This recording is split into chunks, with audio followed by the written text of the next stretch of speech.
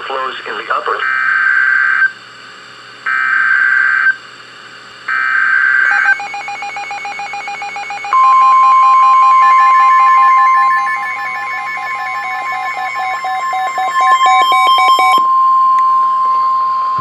The National Weather Service in Fort Worth has issued a severe thunderstorm warning for northern Tyrant County in north-central Texas, northwestern Dallas County in north-central Texas, until 6 p.m. Central Daylight Time.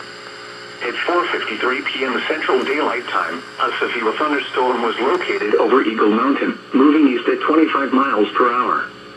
Hazard, 60 miles per hour wind gusts and quarter-size hail. Source, radar indicated. Impact, hail damage to vehicles is expected. Expect wind damage to roofs, siding, and trees. Locations impacted include Dallas, Fort Worth, Arlington, Irving, Grand Prairie, Carrollton, Euless, Bedford, Grapevine, Halton City, Keller, Coppell, Hurst, Farmers Branch, Southlake, Watauga, Colleyville, Saginaw, Addison, and Azle.